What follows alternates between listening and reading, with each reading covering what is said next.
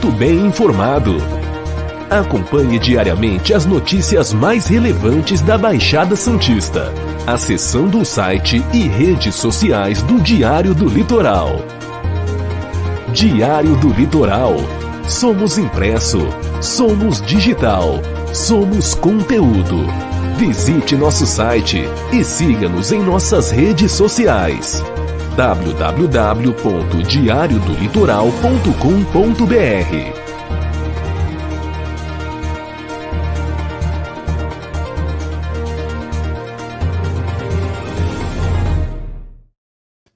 Olá, sejam todos muito bem-vindos, obrigado pelo carinho, obrigado pela grande audiência. Hoje, quarta-feira, dia 2 de março do ano de 2022, e a partir de agora vamos trazer aqui o nosso Cidades em Debate, né? Logo depois do Carnaval, o pessoal que tinha que pular o Carnaval já pulou, quem tinha que rasgar a fantasia já rasgou. Então, a partir de agora tem o nosso programa de debates aqui na nossa TV Unisantos, canal 40.1 no aberto, canal 12 da Claro TV, e também sendo transmitido pela TV Com Santos, canal 11 da Claro TV e canal 8 da Vivo TV. Lembrando que é da 1 às 2 da tarde pela TV Unisantos, o nosso programa de segunda a sexta-feira, e também de segunda a sexta, às 7 horas da noite, pela TV Com. Bom, vamos trazer aqui, já começando com o nosso boletim da Covid, né, na cidade de Santos. Já vamos trazer aqui as primeiras informações. Houve diminuição no número de pessoas internadas na rede de saúde de Santos, de 76 para 68 pessoas, uma queda de 10,5%. Diminuiu também o número de internados nas UTIs, voltados para os casos mais graves, de 30 para 27 pessoas, uma queda de 11,1%, e desses, 55,6 são de Santos, 3,7 de São Vicente, 7,4 do Guarujá, 18,6 da Praia Grande, 3,7 de Peruíbe, 3,7 de Mongaguá, 3,7 de Itanhaém e também outros 3,7 de municípios fora da Baixada Santista. Nesse momento, a taxa geral de ocupação dos 289 leitos da Covid disponível está em 24%.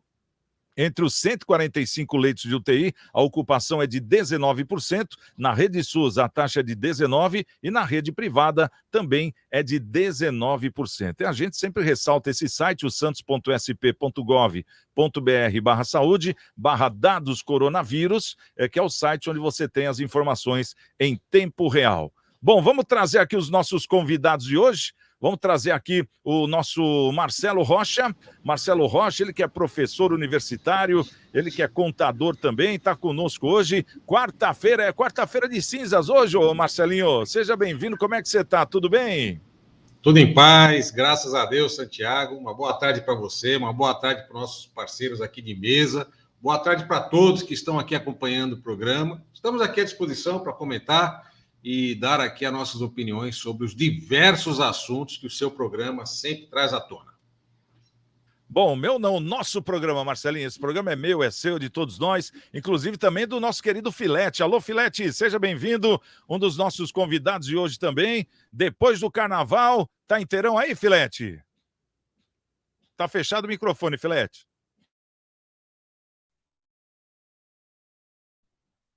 Tudo bom? Boa tarde, nessa quarta-feira, dia 2 de março, né? Uma quarta-feira aqui que seja abençoada para todos. Doutor Marcelo, você, Santiago, e nosso também meu querido amigo, mas não vou apresentar para não furar a pauta, que vocês vão saber daqui a uns segundinhos. Um abraço a todos, obrigado pela escolha do meu nome para esse programa de quarta-feira. Obrigado pela produção. Tá certo, nosso querido Eduardo Filete. Conosco, o nome que o Filete estava aguardando é esse aqui, ó, o nosso querido Eduardo Colela, ele que é advogado também da cidade de Santos. Colela, quarta-feira, acabou o Carnaval, o ano começou já, então, é isso? Já rasguei a fantasia, estou aqui pronto para um novo ano. Agora sim, começou o ano, né, Marcelo? Marcelo já deve estar feliz, 1.000 declarações de imposto de renda para fazer, todo mundo entregando documento. Nem fala. O Filete aí atendendo 24 horas por dia na clínica. E nós aqui na rádio, né, Santiago? Com certeza, né? Alguém tem que trabalhar, né, ô Colela? Com certeza, com certeza. Então tá certo. Bom, já vamos trazer aqui a primeira informação. No último dia 24, que foi numa quinta-feira, semana passada, nós fizemos um programa onde nós trouxemos aqui a não rejeição, né? Ou seja, a aprovação do prefeito Rogério Santos, através de uma pesquisa feita por um dos jornais da cidade, onde ele tinha lá os seus 74% de aprovação, e claro que tinha lá também aquele número de pessoas que estavam rejeitando, que não estavam concordando com o governo, mas a grande maioria de 74%. Então, nós comentamos sobre essa pauta aqui, foi uma pauta muito boa, que cada um deu a sua opinião, tanto os contrários quanto também os a favor, então realmente parece que bateu. Agora, uma coisa que foi dita aqui no programa, e que chamou a atenção, foi até o nosso querido Colela, né? Ele estava aqui no dia e foi dito até por ele, poxa, Santiago, a cidade parece que ela está meio largada, né? Porque a gente vê mato, a gente vê que tem alguns lugares que deveriam ser mais bem cuidados, não estão sendo tão bem cuidados. A gente até levantou aqui a hipótese que se a Terracom estaria cumprindo aí o seu serviço, como efetivamente tem que ser cumprido, né? Mas ficamos naquela, será que é, será que não é? E agora nós temos aqui uma foto que nós vamos mostrar. Uma não, são duas fotos, né? A primeira foto é essa aqui, do Canal 2, ali nas imediações do Canal 2, onde é perto ali do Campo da Portuguesa. Deixa eu até tirar aqui para a gente poder identificar melhor o lugar. Ó, perto do Campo da Portuguesa, naquela esquina do Canal 2, entre o Canal 2 e o Canal 1. Aqui é bem em frente àquele estacionamento da Santa Casa, né? Onde fica ali aquela hamburgueria. Enfim, aquele pedacinho. E a gente nota aqui pela foto, dá até um detalhe, realmente está bem largado aqui. A gente nota que ali o Canal 2, nessa foto, né, que foi tirada à noite por um telespectador, está muito largado. Ele até mandou afirmando justamente o que o Colela estava falando. O Colela está certo, Santiago. A cidade está largada. Olha o canal como está. Ele mandou uma outra foto aqui também, que nós vamos mostrar. Olha aqui, nesse pedaço, que inclusive é o mesmo pedaço, pelo que parece, né, invertido. A gente está vendo aqui, né? A gente nota que tem ali muito lixo também. Além do mato dentro do canal, muito lixo. Ô, Colela, eu gostaria que você falasse sobre isso, porque nós, semana passada, nós falamos bem da prefeitura, aqui no caso do prefeito, mas realmente, vamos ver agora pelo outro lado também, está faltando serviço de limpeza, ou é impressão minha? Não, a impressão não, as fotos demonstram isso. E aí, o nosso ouvinte, ele mandou foto do canal. Né? Ele tem que mandar foto, se ele tivesse oportunidade, teria que mandar foto de onde nós transitamos, né? Onde nós andamos. Aí, se nas ruas, nas calçadas quebradas, os matos na calçada, no meio-fio, né? Em vários lugares da cidade, né? Eu digo aqui sempre nessa parte desse lado aqui da cidade. Evidentemente, é na zona noroeste todo dia, mas eu acredito que se aqui está assim, lá também não deve estar muito bom. Depois vem sempre aquelas desculpas, é que está chovendo demais, nós já começamos a fazer a limpeza, mas não sei o que, coisa e tal. É visível, a pesquisa, não vou dizer que foi falha, porque na parte administrativa, eu frisei bem isso, que na parte administrativa não tem ouvido queixas da prefeitura. O cidadão que lá se dirige para solicitar um serviço da prefeitura tem sido atendido no prazo, tal. Então, essa parte eu não discuto. Mas se for uma pesquisa de bem cuidar da cidade, né? Pesquisa é sempre suspeito. Aliás, de primeira mão aqui, vou dizer para vocês que, em função de pesquisas, eu vou me candidatar a governador do estado. Porque o Dória está com 1,8% de percentual para governador do estado. Eu estou com 0%, mas com a margem de erro é 2%, eu tenho chance igual a ele. Então, já vou concorrer, entendeu? Com base em pesquisas, né? Não dá, né? Sabe, às vezes forçam um pouco a barra, né? Querendo demonstrar. Não estou dizendo que o prefeito não esteja dirigindo bem, mas em relação à zeladoria da cidade, não tem tudo isso aí, não, e nem deveria ter um índice tão alto. Bom, então vamos fazer um teste. Hoje é quarta-feira, dia 2, né? Quarta-feira, logo após o carnaval. Eu vou mandar ainda hoje essa reclamação para a ouvidoria, né? Vamos entrar com uma reclamação como se fosse uma pessoa normal, sem identificar que somos aqui do Cidades em Debate. Claro que eu acho que vai repercutir um pouco o que a gente está mostrando, mas só para ver o tempo que demora para sermos atendidos ou sermos respondidos, caso tenham uma programação para a limpeza aí do canal, por exemplo, desse lado aqui, fora os outros canais e fora outras partes da cidade também, conforme nós falamos aqui, né, Colela, que devem estar sujas e que a gente não sabe. Então, eu vou fazer essa reclamação como nome de pessoa normal, né? Um munícipe normal da cidade, para ver quanto tempo demora e a gente vai informando ao decorrer das respostas. Combinado? Bom, tá certo. Vamos trazer aqui a nossa primeira pauta de hoje. Vamos falar aqui sobre o 5G, né? sobre o 5G. É uma espera muito assim, bem-vinda, né, que nós temos com o 5G, porque parece que vai resolver de vez esses problemas de internet, né, que a internet vai ter uma cobertura maior, ela vai ter, assim, até pela questão que nós, por exemplo, nós aqui, né, fazemos o programa, dependemos 100% da internet, vai ter uma velocidade muito maior do que já é, e com a chegada do 5G, agora tem um problema, né, está esbarrando em questões de infraestrutura e legislação que são ultrapassadas, já que a internet de quinta geração precisa de novas antenas que não estão previstas na maioria das legislações municipais do país.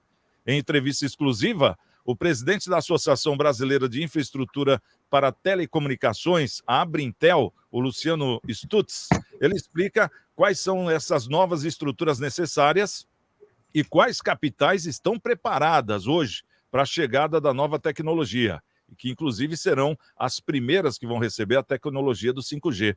Atualmente, a autorização de instalação de novas antenas pode demorar de meses a anos, o que pode atrasar a implantação do 5G. Isso demanda modificação na legislação local de cada município, principalmente no que diz respeito aos novos equipamentos, que são menores e não estão previstos nas leis antigas. Uma das soluções veio por meio da PL, né, o projeto de lei 8518 de 2017, de autoria do deputado federal Vitor Lippe, do PSDB de São Paulo, que disciplina o licenciamento temporário e acelera o processo de instalação por meio do silêncio positivo, né? Que é um termo de lei, mas que ainda precisa ser apreciado pela Câmara dos Deputados. O Luciano Stutz explica que a Lei Geral das Antenas, né, já prevê o silêncio positivo, ou seja, a autorização da instalação por parte das operadoras em caso de a prefeitura não responder em até 60 dias. Mas ainda assim, a legislação do município precisa se adequar às leis das antenas, porque quem responde finalmente pela ocupação do solo é a prefeitura. A gente tem visto aqui a cidade de Praia Grande, até mesmo uma movimentação aqui na cidade de Santos, que o pessoal está tentando ver o que muda em questão de lei. Mas, pelo jeito, o buraco é mais embaixo, não é não, Marcelinho? Olha, Santiago, realmente o Brasil é um caso a ser estudado, né? Ele deveria virar aí um case de mestrado, de doutorado, de pós-doc, né? De muitas instituições aí de ensino, porque é incrível como aqui a gente vê decisões sendo tomadas em uma ponta onde se esquece de todo o processo, né? Você fala, olha, vai ter 5G, só que para ter o 5G você tem que ter a estrutura, a infraestrutura, tem que ter um licenciamento, tem que ter uma legislação, tem que ter todo um procedimento que não é feito, mas tem o 5G, né? Então, isso é uma falha de administração, uma falha de gestão gravíssima, gravíssima. E não é só o governo federal que fez isso. Isso acontece em muita escala, principalmente em prefeitura, onde o prefeito, para sair de um problema que está ali emergindo sobre ele, por exemplo, esse que você acabou de passar aí, olha o mato no canal, tal, ele passa por cima de todos os processos para poder sanar e tirar o problema de cima dele. Quando ele, na causa, ele não ataca, a causa principal ele não ataca, né? Ele fica lá fazendo o que não deve ser feito. Isso é um problema gravíssimo que o Brasil tem. O Brasil atua no problema, mas não atua na causa. Então, todo o processo que deveria ter sido feito, não foi feito. Então, nós vamos pagar um preço por isso, meu amigo Santiago. A população vai pagar um preço também, porque quando tiver o 5G, não é só o problema do 5G, né? Muitos telefones celulares não tem 5G, né? Não tem 5G. Então, as pessoas também vão ter que se modernizar para, se quiserem ter o 5G. Claro que, tendo a tecnologia 5G, os 4G serão melhores. Teremos mais velocidade e tudo mais. Mas, se você quiser ter o 5G, você vai ter que trocar de telefone e, obviamente, gastar mais.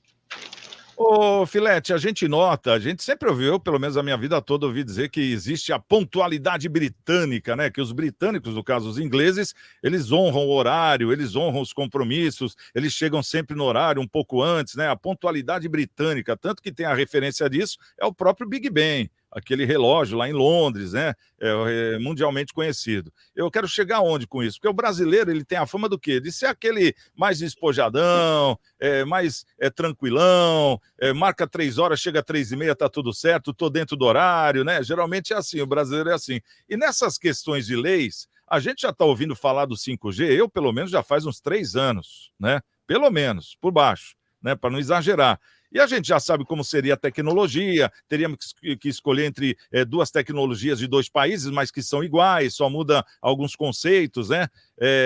Mas o Brasil não se mexeu, parecia que não estava esperando essa tecnologia. Como é que você vê o brasileiro esperar chegar a hora para começar a fazer? Poderia ter antecipado já, não poderia, na sua opinião? Como o Marcelo falou, o Brasil não é para amadores, né, Santiago?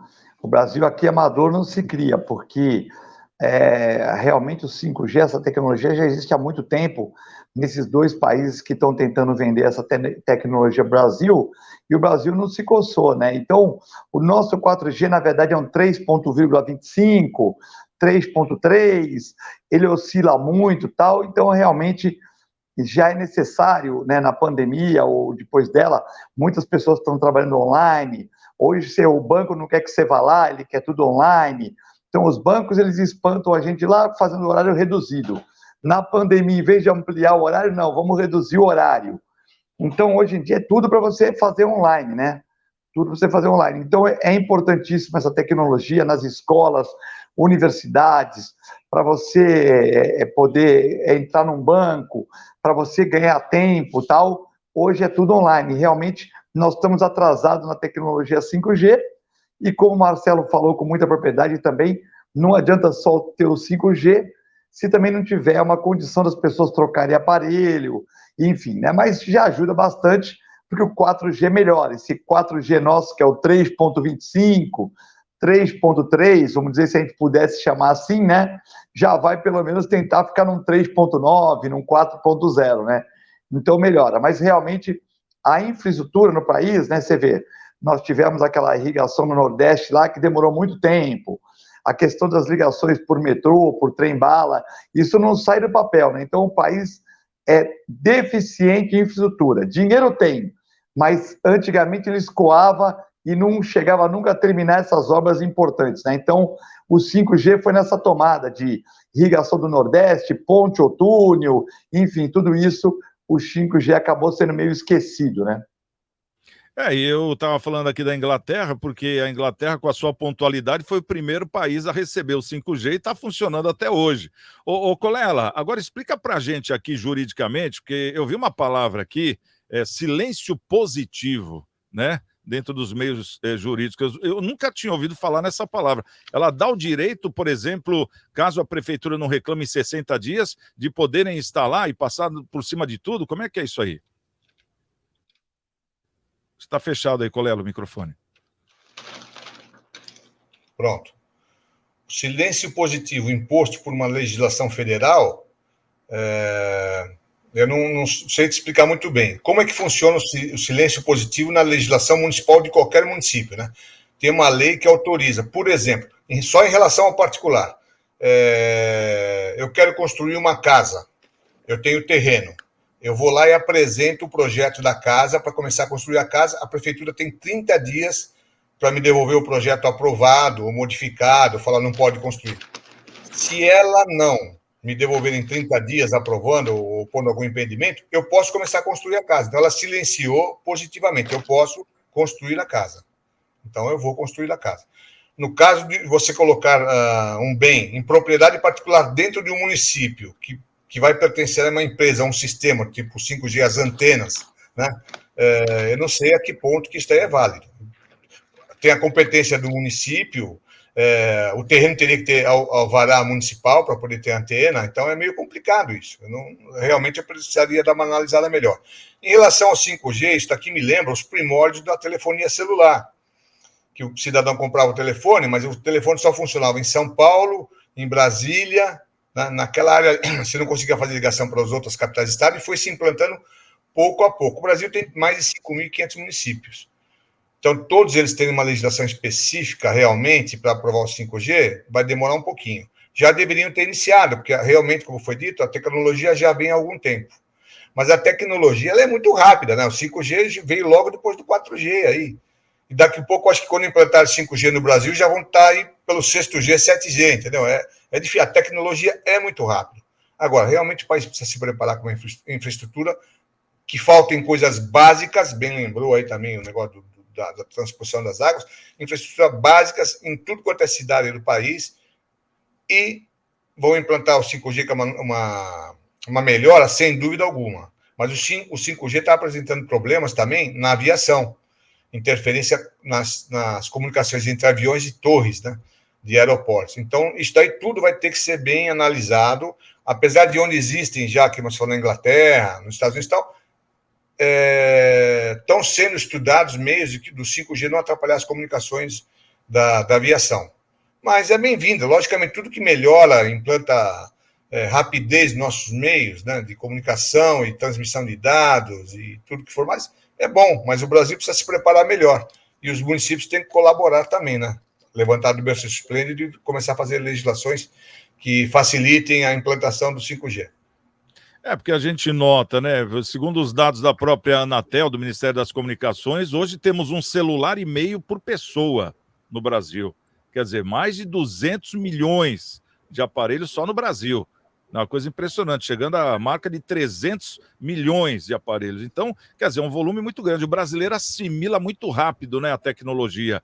E de repente, a gente se depara com um problema antiquíssimo aqui do Brasil, que é o quê? As leis, né, que é a infraestrutura, né, que é tudo ultrapassado, e é uma coisa que hoje faz parte da vida das pessoas, do dia a dia. A mãe quer saber onde está o filho, o pai quer conversar com a mãe, o trabalho está todo no WhatsApp, quer conversar com a sua equipe, enfim, hoje todo mundo depende. Tanto que quando a gente vê, quando dá aqueles blackouts, né, vamos dizer, no WhatsApp, como já aconteceu 2 vezes, as pessoas ficam, parece que é um feriado, né, ninguém trabalha, porque para tudo. Né? Então, nós estamos muito dependentes. Então, já deveria ter aí, sim, uma legislação específica quanto a isso. É que o brasileiro está preocupado, que o brasileiro não, né? É mais o STF está preocupado com as fake news, né, Marcelinho? Do que, de repente, uma regulamentação mais efetiva aí dessa questão de infraestrutura, né? Onde poderiam já estar fazendo muita coisa, né? Pois é, rapaz. Atuação aí dos governantes, né? Dos meios de controle, né, é tão efetiva para coisas que não tem tanta necessidade no momento, e aquilo que a gente precisa fica de lado, né? A gente fica triste, fica muito triste, né? Muito triste. A gente poderia ter tanto, a gente tem tanto para não depender de hidroelétrica, né? Para ter o nosso ter independência, né, energética de todos os meios aqui, e a gente fica patinando, não saímos do local, né? E ficamos sempre naquela, né, Santiago? Na dependência, sempre, em época de eleição, surge aí os salvadores da pátria, né? Vamos fazer. Não, e é uma questão que você falou agora também, né? A questão da hidrelétrica. A gente fala tanto em carro autônomo, carro elétrico, não sei. Imagine se nós tivéssemos hoje uma frota de carro elétrico, não ia funcionar. Porque nós não temos energia para tudo isso, né? Nós já estamos tendo pane energética em casa, né? Imagina se põe uma frota de carros elétricos. Então, quer dizer, por aí você vê que nós não estamos preparados e não estamos pensando nisso. Nós estamos indo naquele oba-oba, que legal, carro elétrico, mas parece que liga em qualquer buraco lá e funciona. E não é assim, ou então que não precisa carregar, não precisa de energia. Mas tem energia solar, tá bom. E cadê então a regulamentação da vinda da energia solar sem imposto, do jeito que estavam falando? Não tem. Então, quer dizer, nem isso estão aproveitando. Uma questão que é até mais fácil, né? É muito interesse envolvido, viu, Santiago? É muito interesse envolvido. Se você colocar isso daí, a energia começar a voltar para a rede, quem vai perder com isso aí tudo, né? Se nós começarmos a ter muitos parques eólicos aí, quem vai perder com isso aí tudo, né? Então, tem muito interesse envolvido, tem muita empresa de economia mista, empresa pública aí que vai acabar fechando, né, com tudo isso, né? Então, tem muito interesse envolvido. Obviamente, a gente, talvez em vida, a gente não veja isso ser revertido, mas vamos torcer para que isso aconteça. Olha, eu confio que a gente veja assim, viu, Marcelo? A questão de confiança é qualquer um, né? É que cada um tem a sua, né? Tomara. Bom, vamos trazer aqui uma outra notícia também, que o Brasil né? O pessoal estava apertando lá o presidente para que falasse sobre a guerra, que parece que está chegando aí agora num consenso, né? Os dois países, claro que ainda vão ter que ajustar muitas coisas, mas o Brasil estava apertando aí o Bolsonaro por não ter dado aí um pronunciamento falando que não apoia a Rússia, né? Aquele negócio todo. E o Brasil, ele votou contra o ato violento que é a guerra na ONU, né? Foi um dos países que votaram contra, né, a guerra, no caso. E o presidente Bolsonaro concedeu uma entrevista nesse último domingo, inclusive está passando férias aqui no Guarujá, e afirmou que o Brasil vai adotar um posicionamento neutro, né, nesse conflito entre Rússia e Ucrânia. A fala ocorre após uma ligação do mandatário com o líder russo, Vladimir Putin. No contato, o chefe do Executivo Federal afirmou que tratou sobre questões comerciais, como o uso de fertilizantes, e que falou sobre a guerra que ocorre em território ucrânio. Aspas, estive falando há pouco com o presidente Putin, tratamos dos fertilizantes do nosso comércio, ficamos 2 horas ao telefone. Ele falou da Ucrânia, mas me reservo a não entrar em detalhes da forma como vocês gostariam. Fecha aspas, foi o que disse o presidente Bolsonaro. Segundo o capitão do Exército, é preciso cautela para não trazer as consequências do embate para o Brasil. O comandante do Planalto também foi questionado sobre a ofensiva russa e ao cerco à capital da Ucrânia, Kiev. Bom, agora eu quero saber, o Filete, essa questão do Bolsonaro, você acha que ele deveria ter falado, não, nós somos contra, o Putin é safado, como todo mundo está falando, ou você acha que está certo ele de se comportar neutramente? Olha, a imprensa do Brasil está muito tendenciosa, né? Veja bem, você achar que o Bolsonaro foi fazer uma visita para a Rússia e ele marcou no dia seguinte, nem a gente vai viajar. Você vai viajar para a Páscoa, você vai viajar para o litoral. Você já fala com a mulher, com o filho, com o papagaio, já avisa tudo, já avisa aí, ó, o programa vai ser gravado nesses dias, tal. Você acha que um chefe de Estado, que vai levar ministros, que vai levar um corpo com ele, resolveu de última hora? Não, está tudo resolvido há muito tempo. Não, o Bolsonaro foi lá para parar a guerra. Meu amigo, quando o Bolsonaro marcou essa viagem, nem estava tendo guerra. E esse indício já existe há muitos anos. Então, o Bolsonaro foi lá para parar a guerra, o Bolsonaro foi lá para... Não foi nada disso. O Bolsonaro não foi lá como super-homem para parar a guerra, como alguns bolsonaristas mais ferrenhos querem. Também ele não foi lá ele foi lá para ver a questão do fertilizante e para fazer um bom relacionamento com a Rússia, certo? Beleza, culminou que teve esse momento difícil que os países lá estão enfrentando, né?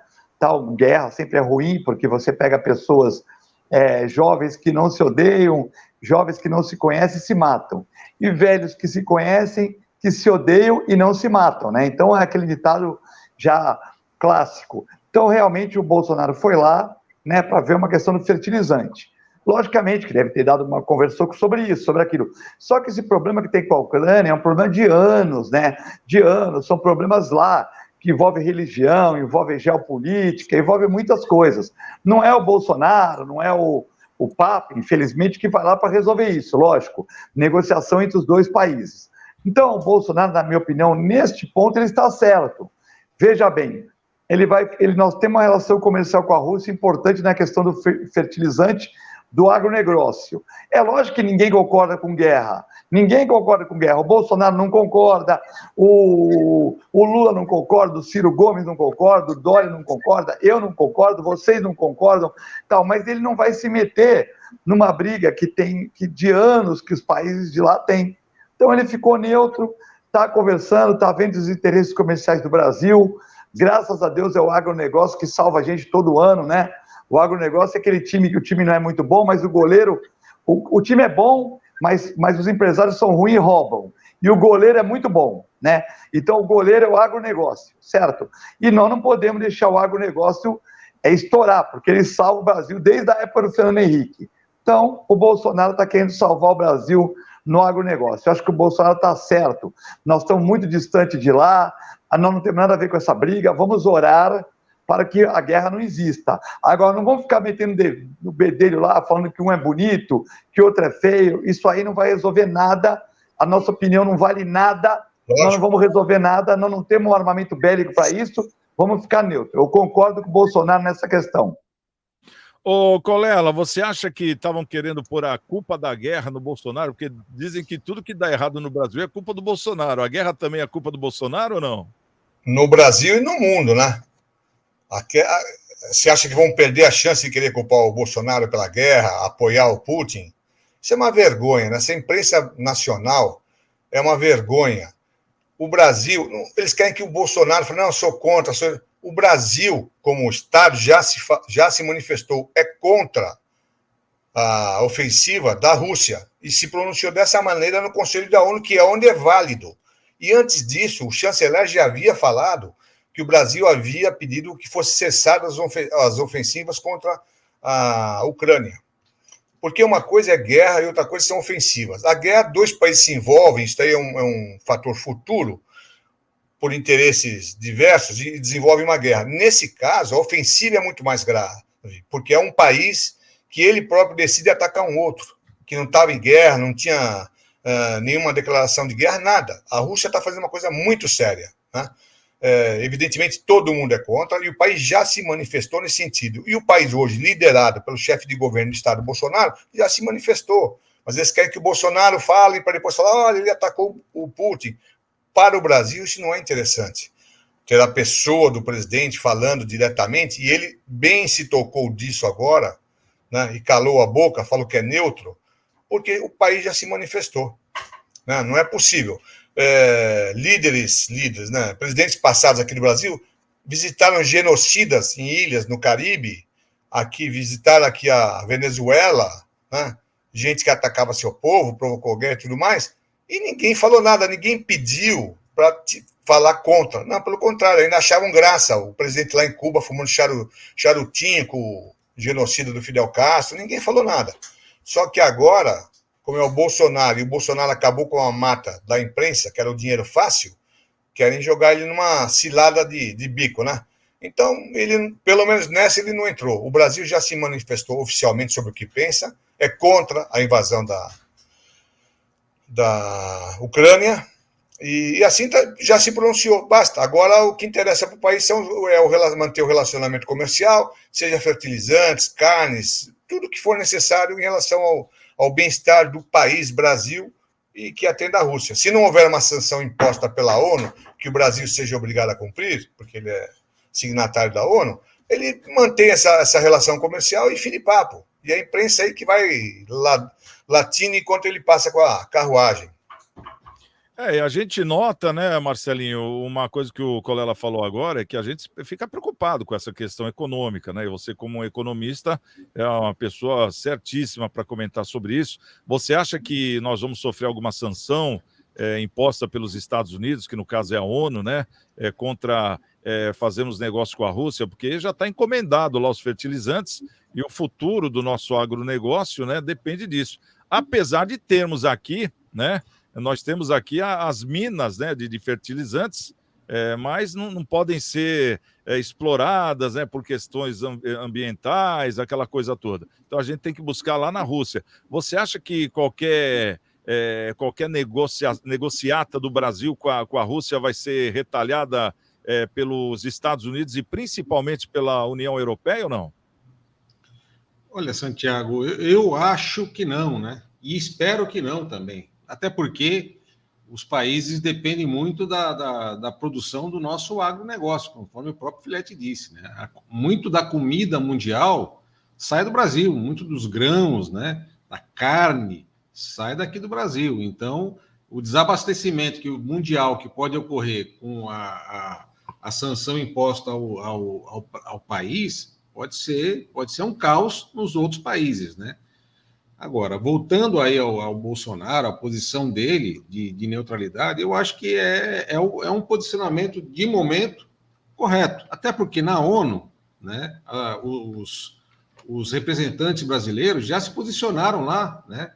Já se posicionaram lá contrário ao governo Putin, à guerra, né, à falta de diálogo, né, à imposição, a tudo aquilo que está acontecendo, né? E aquilo que, obviamente, também a OTAN vem fazendo, né? A OTAN vem montando ali querendo montar uma barreira em volta ali da Rússia, colocando mísseis, colocando ali seu poderio bélico e militar, né, ao redor da Rússia, para quê? Qual é o objetivo também, né? Obviamente, em algum momento, isso aí poderia estourar, né? Isso aí poderia estourar. Então, nós estamos vendo aí uma retórica de um ditador, que é o Putin, né? Uma retórica de um ditador contra uma ação que já vem acontecendo há anos da OTAN ao redor ali da Rússia. Agora, vamos torcer para que essa retórica não se transforme aí em algo mais abrangente, né? Algo mais abrangente que possa aí transformar-se aí numa guerra mundial. Então, vamos torcer para que a conversa prevaleça, né? A Ucrânia baixe o tom também, não só a Rússia tem que parar o ataque, mas a Ucrânia também tem que baixar o tom também. Numa guerra, se os dois mantiverem o mesmo nível, não tem conversa, não tem diálogo, né? Se você vai numa conversa para parar uma guerra e você falar, bom, se você não fizer o que eu quero, eu não paro, e se você não fizer o que eu quero, eu também não paro, então não tem conversa. Então, continua a guerra até que um dos dois decidam o que vai acontecer. Então, tem que haver uma baixa do tom dos dois lados, para que, obviamente, as coisas melhorem e, obviamente, aí a guerra, pelo menos o cessar-fogo de momento, pare e o diálogo comece a prevalecer. E uma coisa que eu noto, assim, em cima disso que você falou, Marcelinho, é que o presidente da Ucrânia, o Zeballos, ele foi eleito, né? Todo mundo já sabe, ele era um comediante desde os 17 anos de idade, ele entrou lá por uma organização que era contra o governo corrupto do país, e em 2017 ele acabou lançando a sua candidatura a presidente, né? Ninguém levou ele muito a sério, até por ser um comediante, mas acabaram vendo que o que ele falava, né? Até foi pela internet mesmo que ele fez a campanha dele, o que ele falava era contra a corrupção que estava muito enraizada no país. E de lá para cá, o que acontece? Ele subiu. E ele podemos chamar que ele foi a terceira via, né, da Ucrânia hoje, aqui, o que seria no Brasil. Né? Apareceu e ganhou com 75% as eleições. Agora, de alguns anos para cá, de 2 anos para cá, vem caindo a popularidade dele, tanto que ele estava batendo os 40%. Então, ele não estava sendo uma pessoa tão quista, tão querida, quanto foi quando ele foi eleito. Será que aí não tem esse embate de campanha? Porque agora ele está com 90% de aceitação na Ucrânia, né? Uma pessoa querida, justamente por ter mostrado o seu patriotismo, mas está vivo. Quer dizer, e o povo morrendo na rua. E sendo que ele já tinha mexido com o emocional do mundo, né? As pessoas já estavam do lado da Ucrânia. E mesmo assim, conforme você falou, né, Marcelo? Poxa, se o cara tem um estilingue e o outro tem uma metralhadora, você vai entrar em guerra com ele? Claro que não. E foi o que ele fez. Né? Então, quer dizer, ele usou o povo como escudo. Eu vejo assim. Estou sendo bem objetivo. Porque a gente viu que crianças morreram, pessoas morreram, que a guerra não economiza ninguém, e ele, como um ucraniano, sabe muito bem disso, até porque o país dele está em guerra desde 2014, lá na Crimeia, porque a Ucrânia estava em guerra lá na Crimeia. Esse tempo todo, já há 8 anos, né? E quer dizer, ninguém falava nada. Agora não, agora ele se impôs, claro que é uma potência, a Rússia, né? Foi para cima. E no primeiro embate de querer um combate ali tete a tete, ele falou que não. Depois do segundo é que ele foi, que viu que realmente ele ia ser abatido, né? Essa que é a questão, porque já estavam começando a invadir a cidade atrás dele. Agora, isso é uma jogada política que vidas são colocadas como escudo, né, não, ô Filete? Sim, é o que eu falei daquela questão do Bolsonaro, né? O Bolsonaro foi lá para resolver fertilizantes. Ele não foi lá para parar guerra nenhuma, até porque essa guerra, como você falou, envolve uma série de aspectos geopolíticos, econômicos, que se nenhum dos dois ceder, continua. E o presidente Zeballos, que foi um comediante, um artista, tal, tinha uma rejeição também lá, mesmo como artista, porque às vezes fazia umas piadinhas que o pessoal não gostava, tal. O que acontece? O Zeballos, ele também estava embaixo. Agora, com esse negócio do nacionalismo, a popularidade, ele está com 90%, como você falou. Então, realmente, é uma questão que a gente tem que observar de vários aspectos, político, social, geografia, né? É uma região ali também colada na Polônia, a Polônia tem uma relação com a Ucrânia boa, já uma relação mais ou menos com a União Soviética, com a Rússia, enfim. Então tem toda essa questão que é muito difícil para...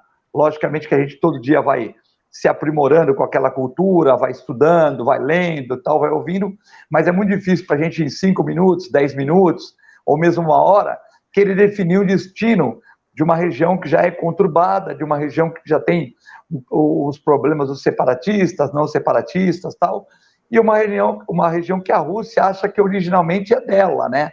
Então realmente é muito difícil, e eu concordo com você que todo mundo tem que ceder um pouco para que a gente chegue no denominador comum e vidas de pessoas inocentes que não são inimigas sejam ceifadas.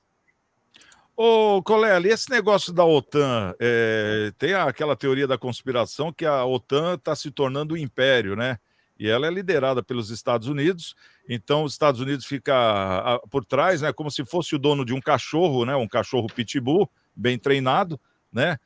Que atiça, ó, pega lá, daí o cachorro vai, quer dizer, o dono fica, né? O dono só vê o estrago.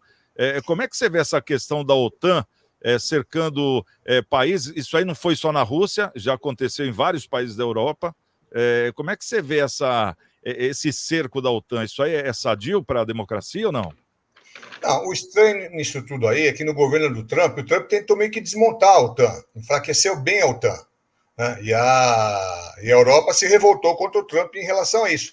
Porque eles sempre tiveram em mente que a Rússia oferece, né, um perigo real para a Europa.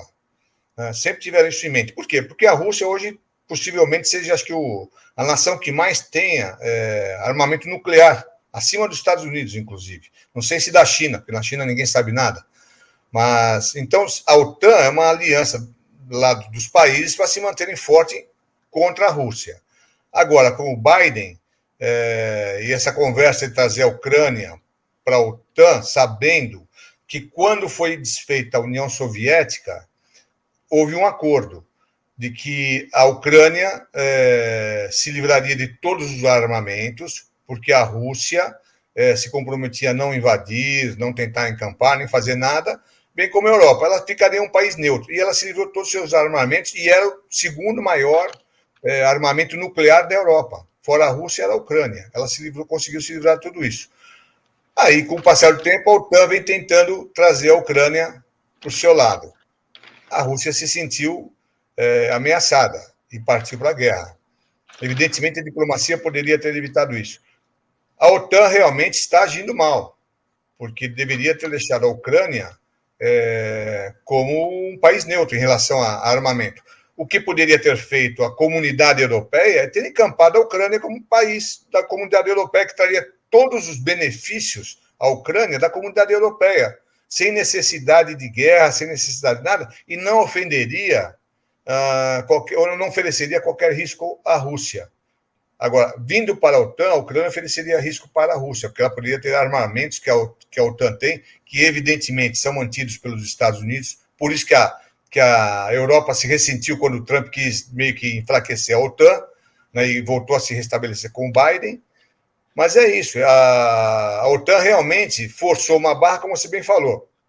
Ela jogou lá, fez a Ucrânia lá, o pitbull, vou entrar para a OTAN, na hora que a Rússia falou, não vai, nós vamos invadir você, a OTAN ficou quietinha aí, ó, e só fica esse blá, blá, blá. Ninguém foi lá lutar pela Ucrânia, ninguém mandou armamento por enquanto, e eu quero ver o que vão ser dos refugiados da Ucrânia, como que os europeus vão receber isso, principalmente os países que pertencem à OTAN, que são os responsáveis por isso. Então, os líderes da OTAN também têm que ser responsabilizados em parte por esse problema que está havendo na Europa.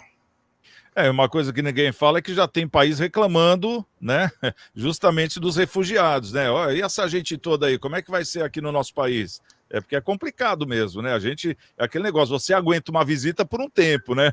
Agora, se a visita for morar na sua casa, a história muda. Então, é mais ou menos isso.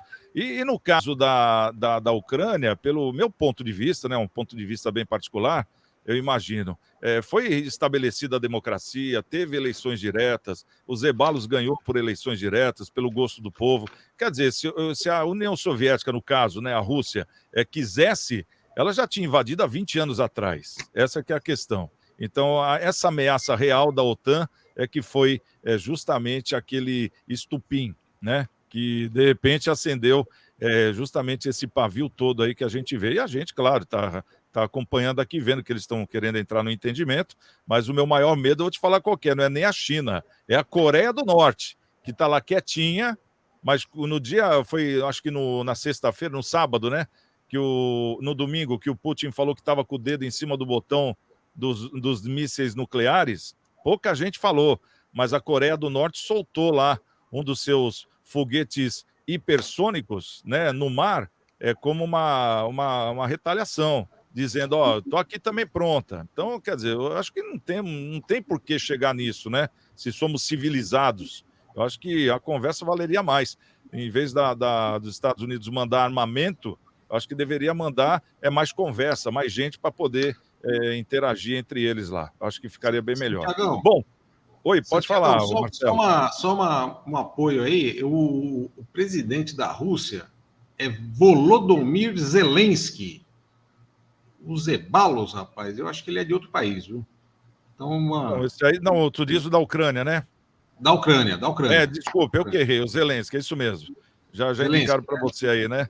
Tá certo. Isso, estou vendo aqui, só para ajudar, porque de repente, né? Não, tá certo, certíssimo, Marcelo. Eu peço até desculpa aqui, porque foi um erro meu. Tanto nome que nem Silva e Souza que a gente confunde, né? É nome que não é comum para a gente, né? Então a gente também confunde bastante. Não, mas tá certo. Vamos lá, então, vamos trazer aqui o nosso próximo assunto, e esse próximo assunto aqui é quente, hein?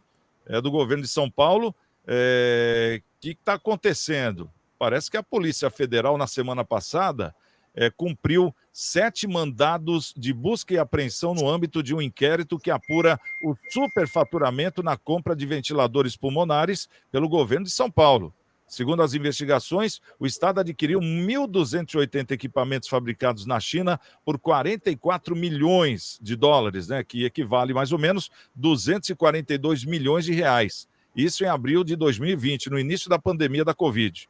Peritos criminais federais realizaram análise do processo e comparação com outras contratações e identificaram sobrepreço de mais de 63 milhões, além de elementos que indicam direcionamento indevido. De acordo com a Polícia Federal, os ventiladores foram comprados sem licitação de uma empresa estrangeira que possui sócios brasileiros. O Tribunal de Contas do Estado também apontou que os preços estavam incompatíveis, ou seja, muito acima. Além do superfaturamento, a investigação encontrou indícios de lavagem de dinheiro. A empresa intermediária que recebe os valores do governo contratante teria enviado uma parcela para pagamento de vantagens indevidas e outra parcela para pagamentos do fornecedor do produto. Em nota, a Secretaria Estadual de Saúde afirmou que está à disposição para prestar qualquer esclarecimento e irá colaborar com as investigações.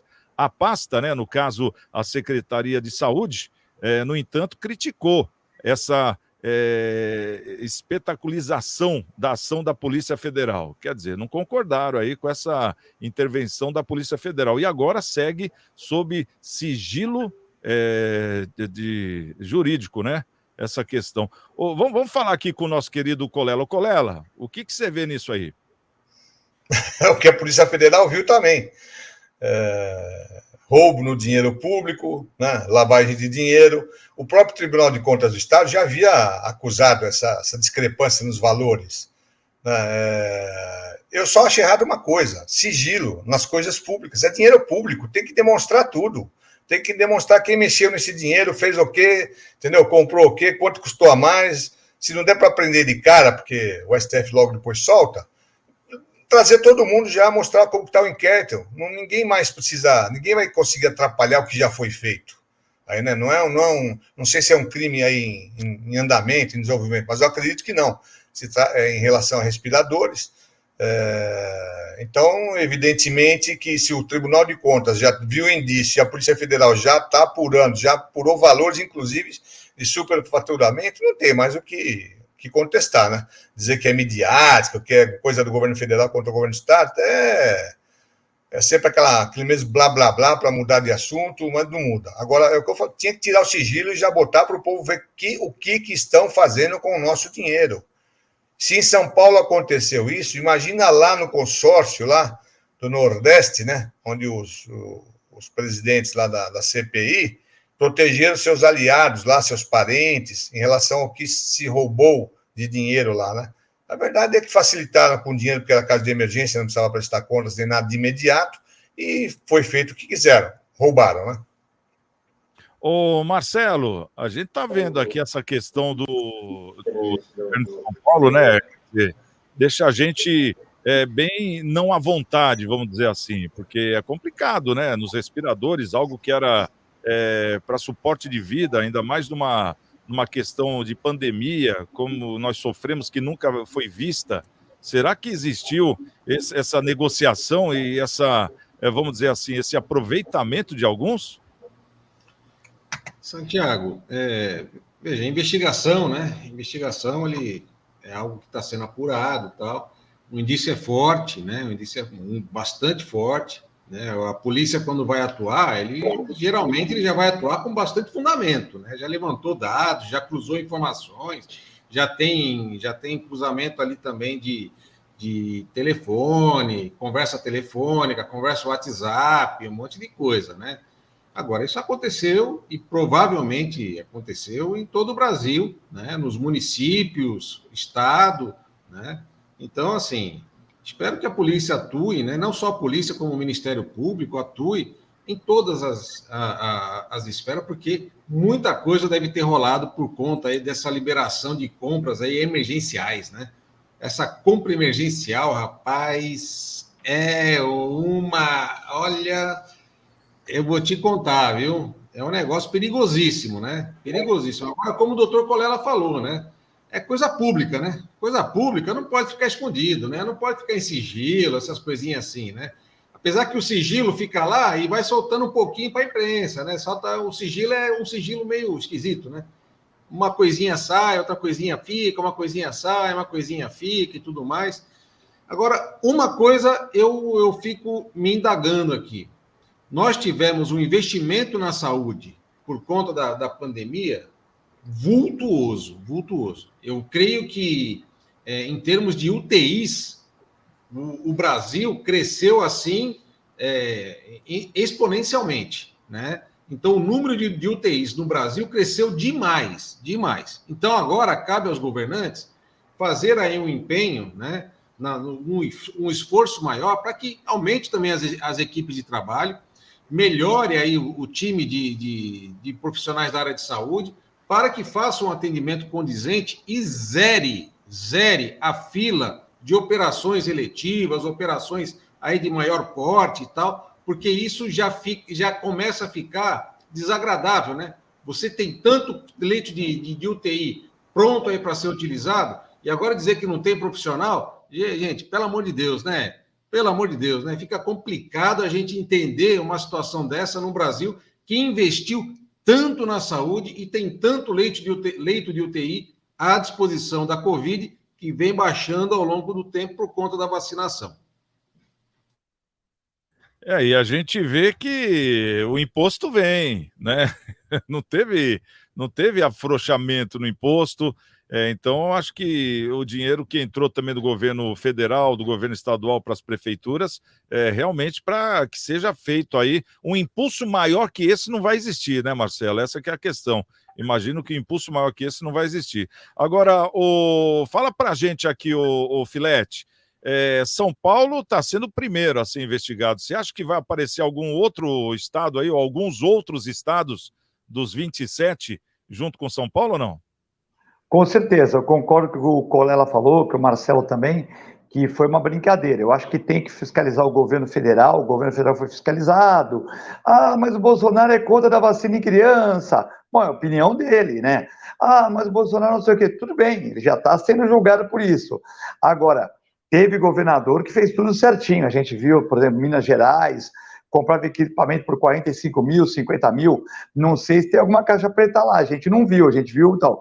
Agora, teve governador que comprou esse respirador pagando 10 vezes o preço, comprou de importadora que não importava. Né? Tem aquele que comprou e não entregou também, tem esse, né? Comprou e não entregou, ou comprou e entregou outro tipo de aparelho que não respirador, um semi-respirador e tal. Então, eu acho que o governo tem que ser examinado também, e também os municípios, né? Tivemos uma cidade aqui na Baixada Santista que é uma suspeita de superfaturamento, de desvio, uma suspeita, né? Depois tudo acaba meio, né? Mas existiu uma suspeita, né? Não fui eu. Então, acho que a Polícia Federal tem que investigar cidades e governos. E os governos que fizeram um trabalho bom têm que ser até elogiados. Elogiei o governo do Santiago lá em Cuiabá, lá no Mato Grosso. O Santiago foi perfeito, ele usou o dinheiro correto, tal. Porque toda coisa ruim tem uma coisa boa por trás. A medicina evoluiu, as UTIs melhoraram, tal. Pô, Filete, mas você achou que a pandemia? Não achei nada. Lógico que se eu tivesse que escolher, eu não queria pandemia. Lógico que a gente perdeu amigos, perdeu pessoas, perdeu muita coisa, né? Se jogou muito dinheiro, perderam-se empregos, tal. Mas existiu um avanço também na medicina, em alguns setores. E a gente tem que pegar as coisas ruins e esquecer. As coisas ruins nós temos que aprender com elas, e as coisas boas nós temos que progredir. Então, realmente, tiveram governadores que fizeram um trabalho maravilhoso, um trabalho bem feito, e tiveram outros que foi a farra do boi, né? Foi a farra do boi, é tudo superfaturado, dinheiro do povo e tal. Esses têm que ser investigados também e punidos. Então, acho que a Polícia Federal faz o trabalho correto quando ela investiga prefeitos, governadores, enfim, e também o Planalto Central. É uma coisa que eu falava aqui na época da CPI, né, daquela CPI, daquela novela mexicana, eu falava justamente o que a Polícia Federal fez. Eu falei, já que governador não pode ser, de repente, perguntado ali, né, vamos dizer assim, né, Marcelinho, sabatinado naquela CPI, por que não trazer o secretário de saúde do Estado, então? Aquele que é o que representa a saúde. Esse aí pode ser sabatinado. E não trouxeram. Quer dizer, a pandemia ficou devendo para milhões de brasileiros, essa que é a verdade. E agora o que fez a Polícia Federal foi em cima do secretário de saúde, tanto que a Secretaria de Saúde é que está respondendo isso aí. Agora, os outros nomes vêm, claro que vem por tabela, né? A associação, aquela coisa toda, porque hoje em dia, para você cruzar as informações é muito fácil, tem até software que faz isso tudo, né? Então, agora é um abraço. Só para a gente encerrar aqui, ô Colela, a CPI deveria ter feito isso, ela ficou devendo então ou não? Ficou devendo totalmente. A CPI só ouviu quem falava o que eles queriam ouvir, né? Não ouviu ninguém que falasse de forma contrária. Basta ver o que fizeram com médicos, né, reconhecidamente, com mulheres, médicas, profissionais, cientistas, políticos que ousaram falar contra lá o triunvirato dos três patetas lá. A CPI não serviu para nada. A CPI foi um lixo da história do Senado. Né? Essa CPI já entrou para o lixo do Senado, né? Não fez nada de bom do país, só custou dinheiro para o país, né? Só piorou a situação. Por que não viu para onde foi esse dinheiro? Imagina com as UTIs que foram instaladas, como o Marcelo falou, que se em vez só de UTIs, quantos hospitais foram construídos no Brasil com o dinheiro que foi gasto? Nenhum hospital novo do poder público estadual com o dinheiro que receberam, pelos municípios com o dinheiro que receberam. E alguns já fecharam as suas UTIs e sei lá quanto custou, já ficaram com dinheiro também, porque isso não vai ter devolução. A CPI entrou para o lixo da história. Bom, só para a gente encerrar o programa, você que puder doar, né, alimento, então roupa em bom estado, calçado, gênero de primeira necessidade, endereço da paroquial ali da Ana Costa 74, Coração de Maria, ou então telefone 3223-7381, o pessoal vai buscar na sua casa a doação que você tiver, de segunda a sexta-feira o pessoal está fazendo esse trabalho para reverter para famílias que estão precisando, tá certo? E o nosso agradecimento. Quero agradecer também ao nosso querido Luiz Eduardo Colela, advogado de Santos, obrigado pela presença, Eduardo Filete, obrigado pela presença também, o Marcelo Rocha, obrigado pela presença e principalmente a você que nos assiste aqui no nosso Cidades em Debate. Amanhã tem mais na TV Unisantos e também na TV Com. Estamos com Deus. Quem chegar primeiro amanhã, espera o outro. Até lá.